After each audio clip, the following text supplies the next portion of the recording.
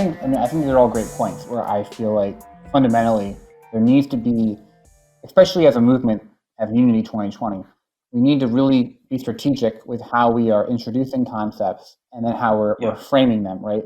Because if we kind of come out of the gate saying all of these high level things, people are either going to not get it, they're gonna be like, I don't know what's going on, or we're going to capture maybe a small market of people.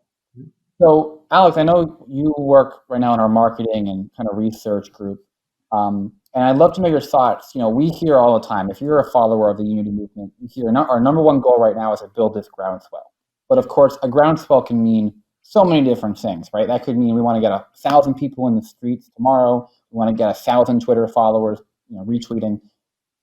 Kind of going off of Chris's points, what does this groundswell look like, and what do you think it needs to look like in order for a movement like Unity to be successful in our goal of 2020? Well, I'll take something that I heard one of our other members of our leadership team, Seth, talk about, where he said that and I can't quote the exact study, but he was saying that there's been a study that's done that when 3.5% of a population connects to an issue or becomes a part of a movement, then that movement never fails. So that was based on statistics around the American Revolution, the Civil Rights Movement, and different kinds of big shifts in public consciousness. So, and he said that 3.5% of our population, I think, is 12 million people. So that's kind of like I might be wrong on that number, but I'm pretty sure that's what I remember. And that's kind of like a benchmark for maybe what we're looking at in terms of groundswell.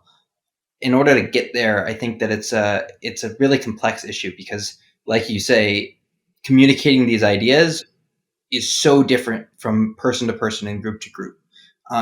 But there are a lot of groups out there who really would resonate with this idea, would connect with this idea if we only could reach them in the right way. And those are groups from, church groups around the country. I think that there's a lot of, if not religious, then at least spiritual connection to the idea of unity. It's a very fundamental idea in most of those circles. And, bringing people together, not dividing people apart,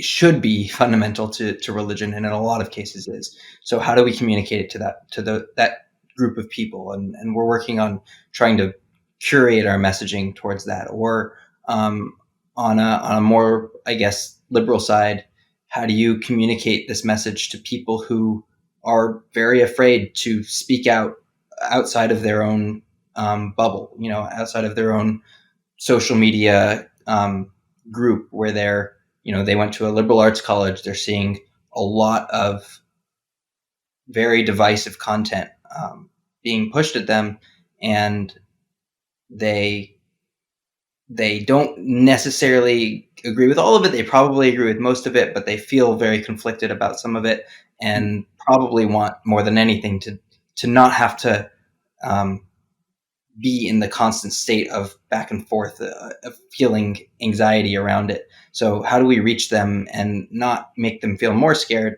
but actually make them feel less scared and feel hopeful that this is something that could work and could actually bring about a positive change in the issues that they care about, as well as in the issues that they're afraid to talk about.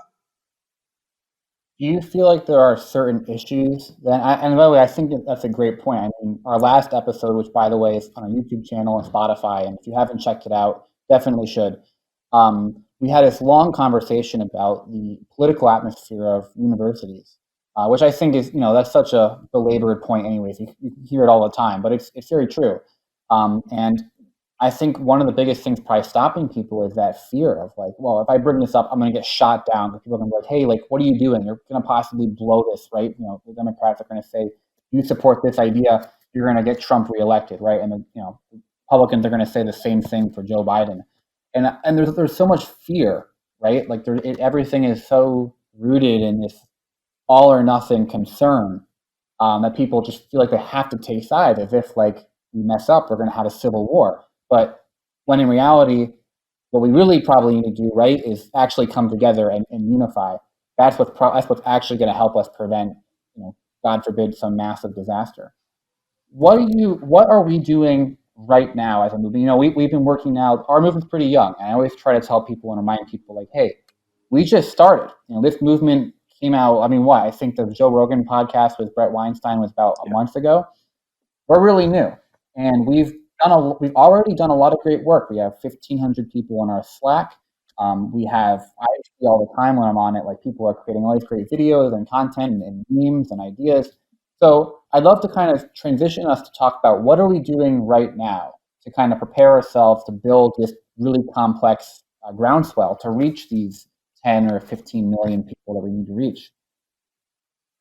We're doing a number of things. Nick, as you said, we started very recently, and just sort of seeing a group of people emerge out of the groundswell of support to sort of help wherever help is needed, and sort of give direction and focus and sense making for others within a month, right? And so one of the things we focused on early on was investing in this idea of spinning up teams that can run somewhat autonomously, but all in the same direction, right? And still remaining very well synced with each other.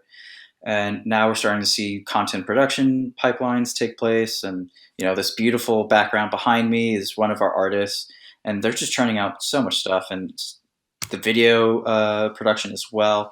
This podcast, right? You just started this up, and it's great. And so that's from the sort of volunteer side of things. Is all these structures are getting put up very quickly in people's spare times. Like I have a full-time job. Other people have full-time jobs. People are differing levels of employment as well. And so all this is volunteer work, and it's blazingly fast. So we have movement from the groundswell already happening to try to build more groundswell, and people are talking with their friends. And then there is a series of campfires that are going to take place, as Brett called them, and it's going to look very similar to the sort of roundtable, this intellectual roundtable that he had. Is my understanding. And the idea is it's going to be a regular series of demonstrating what good looks like in these sort of difficult, highly nuanced sort of conversations that have just a minefield everywhere, right? And those conversations are hard to traverse unless it's all good faith and it's both parties seeing we're trying our best. And I think this is wonderful as a model for showing the public this is what you can do as a habit in your everyday life, right? And this is what we should expect from our institutions, right? Once people see what good looks like, then you know what to do and you know what to ask of others. And, I think the real opportunity for us is to say, hey, we're having these sort of debates, public debates regularly in a way that neither Joe Biden or Donald Trump seem to be able to agree to have one of.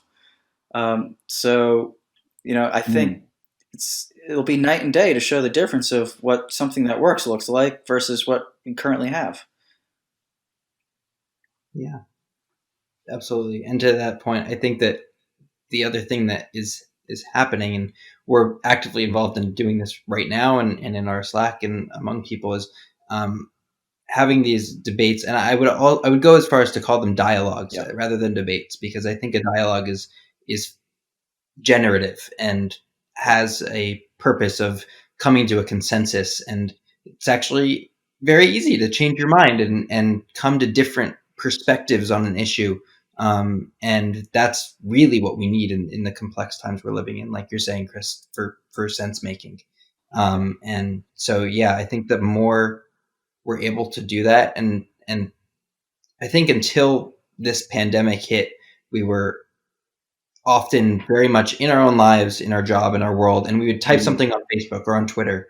And since we've all been on Zoom and in these forums like this, it's much easier to be open to that kind of dialogue. And I think the more we can push for that, the better that state of affairs can be. Yeah, Absolutely. I'll just I add. think one of the things, and we're going to touch on this. Oh, sure. Go for it, Chris. Yeah, I'll just add very quickly that the more, like, once Unity started, I stopped going on Facebook, and my life's been kind of better for it because I've stopped sort of like arguing with people and just doing it more face to face. And I recommend during particularly these times, have phone calls with friends and family, particularly with people that you don't see normally or like are in constant contact with. They want to hear from you. I know this from personal experience with the people I've been talking to, and I think those connections are vital right now. And sort of tying this back to the idea of the groundswell, Mr. Rogers, sort of later on in his career, he was retelling how his mother sort of told him how to deal with crisis. In moments of crisis, is to look for the helpers, and I think that's what unity is. Those are the helpers. These are the helpers, right? And so if you're looking for a sense of hope when something might feel bleak, look for the helpers and join them.